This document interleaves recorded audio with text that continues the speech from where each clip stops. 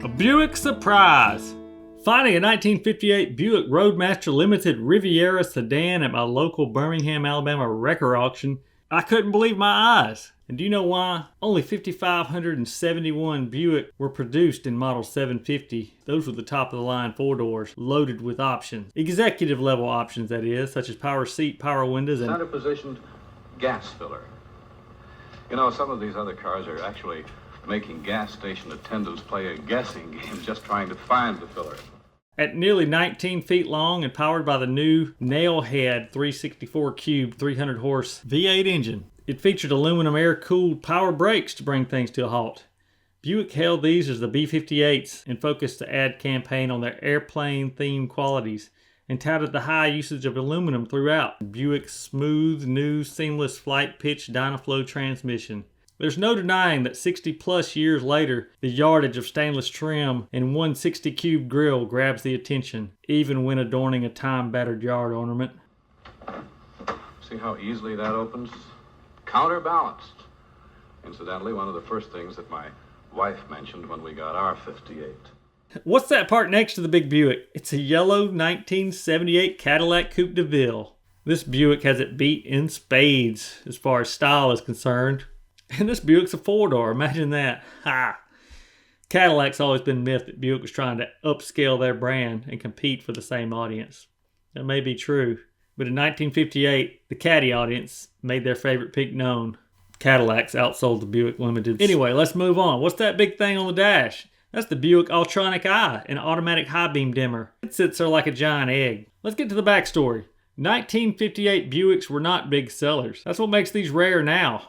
Despite legendary automotive designer Harley Earl's input over his beloved Buick, sales dropped 65% from the 1957 models. But don't blame it all on excessive design. There was a recession happening, and Elvis was joining the U.S. Army. People had concerns. Buick sold 5 models in 1958. The Cheapo Special, the Super, the Century, the Roadmaster, and the Roadmaster Limited at the top of the heap. This thing wasn't cheap. It rivaled the Cadillacs in price. But to note, the coupes outsold sedans 2-1. Four doors were not cool in 1958. The Purple People Eater song was a hit on the radio.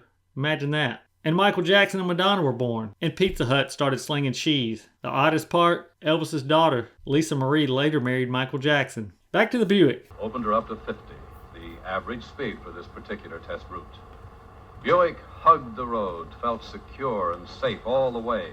Even when the Birmingham police called this in as a derelict vehicle. Wheel Wrecker hauls cars in for the city of Birmingham. I found the car and made a note of the bidding on the Buick during my lunch break, but the bids never reached more than $800. The owner of the yard, Steve Wheel, was the highest bidder. Wheel didn't want to see this diamond in the rough go to the scrapyard. When I inquired, he proposed a $2,000 price.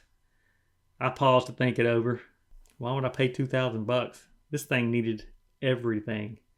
It was almost a parts car at this point, but somebody might want to restore it. It's got the looks that people want today, this 58 Buick. And those looks are not just skin deep, it's built-in quality. This is a car that gives you the impression that somewhere somebody cares. Somebody's trying to give the Buick buyer a whole lot more for his money. You know how you can tell that? Through the attention to details in the entire car. The way the chrome fits around those headlamps, down the side of the car, the way the sheet metal fits together, the way the door fits. The owner of the record company, he kept it in his collection for about a year before he sold it to a would-be collector. People know that the Dynastar grille is die-cast. Now compare that to the other cars today that are using cheap, flimsy stampings. There is no comparison. The new owner of the Buick lives about 30 miles northeast of Birmingham. He currently has it parked outside with a handful of other projects on his to-do list. I hope this thing gets the full restoration and hits the road again. Stay tuned. More story beneath the rust at Junkyard Life.